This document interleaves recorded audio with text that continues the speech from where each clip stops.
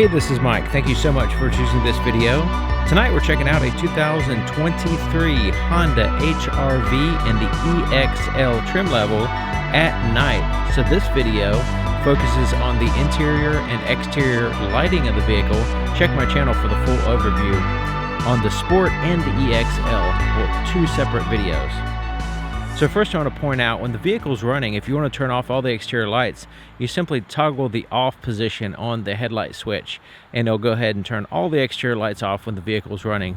Some vehicles don't allow you to do this. Even when you turn the headlights off, it still has some exterior lights on, but this one goes completely dark. So now I have the parking lights on, and it's a very bright LED daytime running light that turns on, very bright. It's a very sharp strip here, and let me go ahead and turn the brightness down so you can see how sharp it is, because the camera kind of gets blown out. So there you go. Now you can see what it really looks like. It's a very sharp but very bright and impressive looking LED. Now there's also a side marker here in amber that turns on as well. It's mostly visible here on the side. It's also LED. The tail lights are in red. You can see it has that little strip of light there on the side, has a side marker, and then the LEDs are like a soft glow red. The camera once again makes them look orangey, so let me turn the brightness down. They still look a little orangey on the camera, but they're a nice deep red and very sharp, and it's like a nice evenly lit line there. The turn signal just basically takes that white strip and turns it into an amber, very bright turn signal here. And you can see it here in the front. Just replaces that white light with a bright, a little bit much brighter actually, amber color light, and it's very bright, not missing that. But there's also an LED strip here on the side of the side mirror, and that serves as a turn signal indicator. You can see it from the front, the side, and the back. Nice and bright. Same thing with the tail lights. It is an amber tail light turn signal. So it's in the same housing as the rest of the light, but it is a different color, and it's in a fairly high position, so that way it can be visible by other drivers. And turn the brightness down, maybe you'll be able to tell the difference there in the colors. And once again, it's pretty bright. It's not as bright as the front one, but it is bright.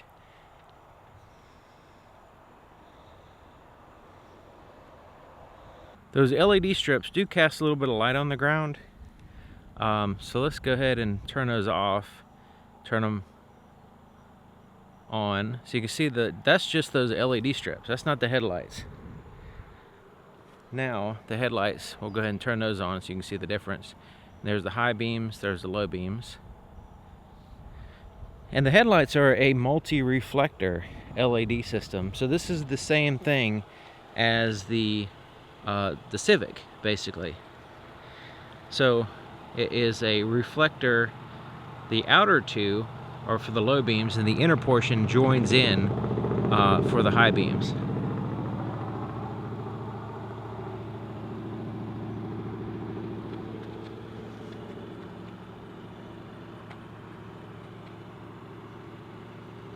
So there's a cutoff here, but it seems like the cutoff's a little bit too high.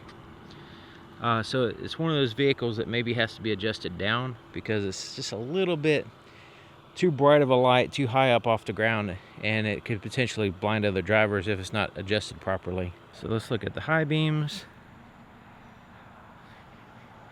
And like I mentioned, the high beams basically join in and complete all three lights here. For the low and the high beams together, give you the best visibility.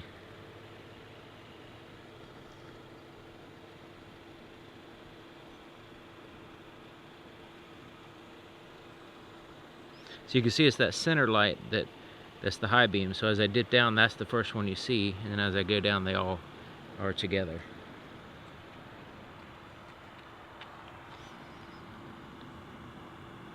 They actually did a halfway decent job in the cargo area. I'm kind of surprised. So there's two LED lights here. So there's one on this side and there's one on that side. And they're bright too. They are bright LED lights. So it illuminates this cargo area fairly well.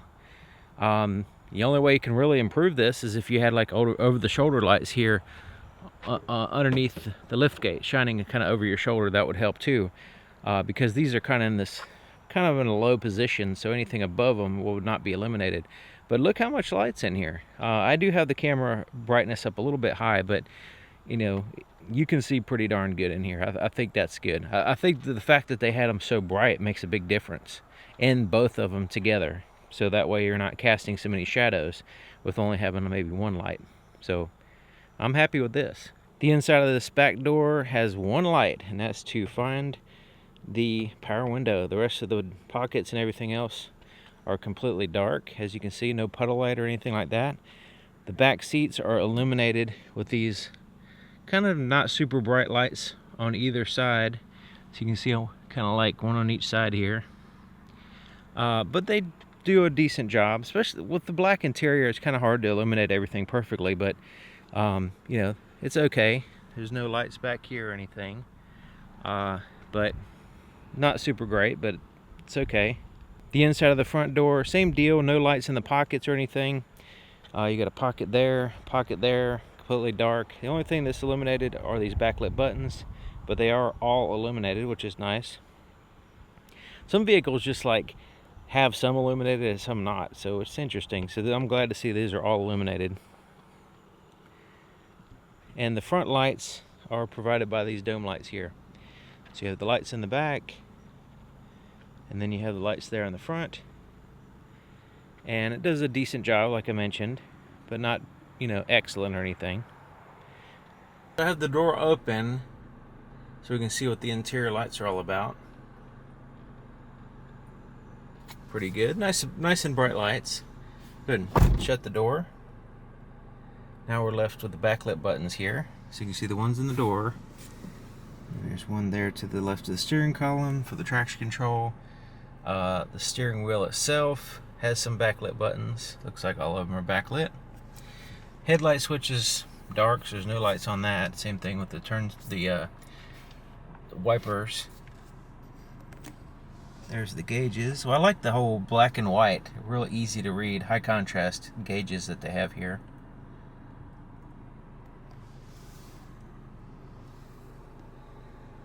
There's the screen, backlit buttons for the climate control. Now there is a pocket under here. It's like a place for a wireless cell phone.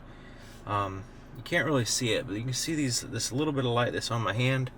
If you follow that up, it's coming from up here. There's these two little lights that give you a very soft light so you can kind of get your bearings, and there's backlit buttons for the interior lights here and for the sunroof, and also letting you know the status of the passenger airbags.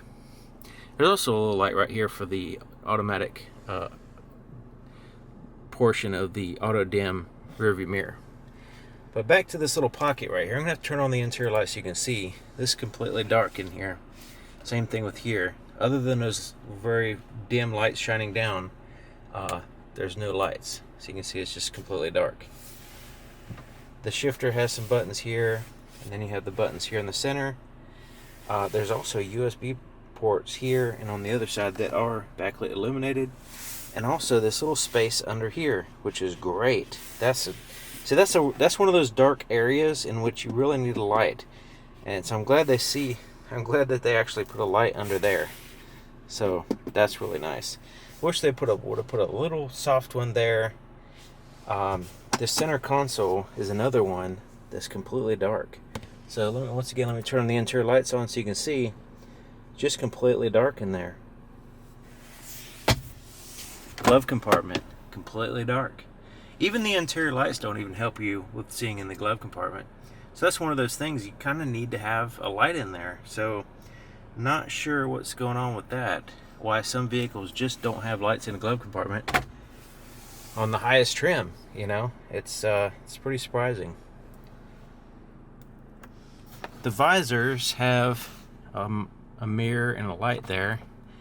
You can see it's just kind of a standard bulb, and I can understand why they put like a warm tone light there, so you don't really like blast your eyes at nighttime and ruin your night vision as much. You're still going to do it, but it's not quite going to be as bad as having a super bright LED in your face. So like I mentioned, these headlights seem a little bit high to me. As far as the cutoff, you got the high beams, there's the low beams, and you see that clear cutoff there in the woods. When it comes to other vehicles on the road, the whole point of that cutoff is to avoid that line, your lights being in their face. So that line is intended to be below their windshield. But this vehicle, it's just too high, it looks like. Especially when you're going up and down hills. So it's just probably an adjustment issue. But you know, this particular vehicle may have this issue. But another thing is the vehicle kind of like rocks back and forth a little bit because it has a little bit of a high suspension, and as you slow down and speed up, it raises and lowers that line as well. Also, going up and down hills. So something to consider as far as the adjustment. It definitely needs to be adjusted down. But as far as your visibility, if they're adjusted properly, then your visibility is good. It has a LED system, multi-reflector, and I've done a video on the Honda Civic, and it was pretty impressive. Now, I wasn't on a super dark road, which not as dark as we're about to be now, so we'll put it to the test a little bit more. But I was impressed with the headlights on the Civic, and these are the same ones. And also the automatic high beams seem to work okay for now.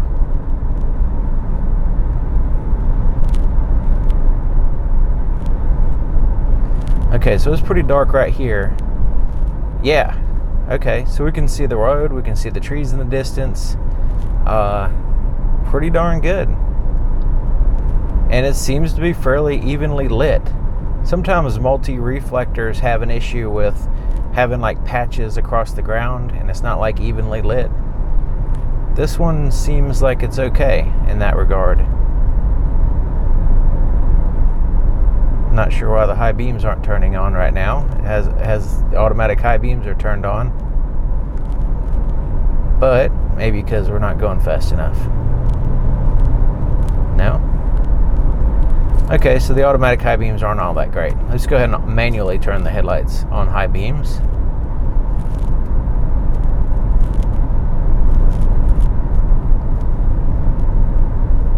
Yeah, the distance is really nice. Partially probably because they're adjusted too high. That could be part of it, but yeah, I'm impressed. I'm impressed with the headlights for a vehicle this size and everything. It's good. Not impressed with the automatic high beams. Those always seems to be an issue with most vehicles. Have some fatal flaw with the automatic high beams. It's pretty surprising the fact that they're trying to make self-driving cars, but they can't even have high beams that turn on or off appropriately. They're just problematic.